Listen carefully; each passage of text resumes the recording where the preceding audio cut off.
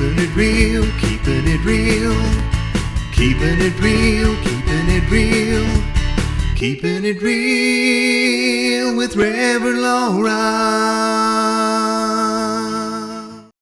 You know, finding joy in our work, finding joy in being around each other, finding joy within ourselves and joy in our practices. It really is important that we begin to cultivate more of an attitude of joy in all of the different things that we do. So how do we do that in our own lives? How do we begin to find more joy in our own lives? One of the things I like to do is I like to use things that happen throughout my day as cues to remind me to practice whatever it is I happen to be working on at that time. So if I'm working on joy, what kind of cues could I possibly be looking for? Well, one of the things is that, you know, we have interactions with other people. And so when you see somebody else, that can be your cue to smile. And maybe the smile has to be a forced smile for a while. Maybe you're actually not feeling it. But I can guarantee you, as you begin to smile more and more, you're going to actually begin to feel more joy within yourselves. It just can't help but be that way.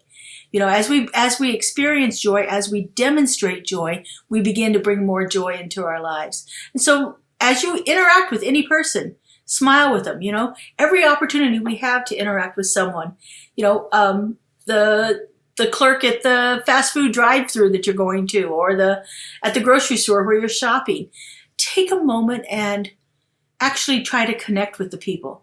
You know, you're going to get asked, "How are you today?" They often will ask that. Well, find a way to respond, you know, that actually brings you joy. My usual response is, "I'm fabulous." And, you know, sometimes people think, "Oh, yeah, right, she's just putting that on." But that's actually the truth. And when I say I'm fabulous, guess what? That's kind of what my experience is. And at least for that moment, in that interaction with that person, I feel fabulous. And so find the little ways to do that. Find the ways that you can connect with people to, you know, as you pass somebody on the street. You know, if you're driving in a car and you see somebody sitting in the car next to you at the stoplight, you know, if they look your way, give them a smile. It doesn't hurt you a bit. They may think you're a little weird, but that's okay. That's all on them. What it's doing for you is actually enlivening you to actually begin to do that. You know, there are other things that we can do one of the people that I think that is the most infectious for joy is children. You know, when you're out and you see children, connect with the child. Connect with them in some way. Smile at the child. Wave at them. I love the little toddlers, and you can just wave and you see them smile and light up, and then sometimes they turn their head and stick it in their, you know, their mom or their dad's neck, and because they're a little shy. But, you know, if you're at a restaurant and a child is sitting next to you at the table, you know, at the table next to you, and just, you know, give them a wave. Smile at them, you know. Ask them something. It's just such a wonderful way to connect with people. And I think this connection that we can establish with other people is actually going to really bring more joy into our lives, you know. As you're moving about, you know, like I said, the other thing that really makes me smile is oftentimes dogs. You know, someone's walking a dog and maybe the dog isn't behaving exactly the way they want it to. And it's, you know, kind of mischievous and so forth. And, you know, you're out and about and brings you joy to look at that. You know, just find the little things throughout your day that will trigger that instantaneous feeling of joy for you, and just bring those in more and more.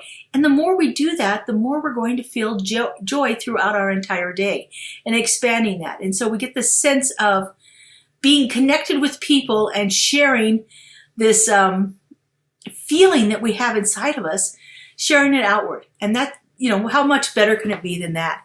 To actually connect and share with other people. And so throughout your day this week, look for the moments that you can connect in joy.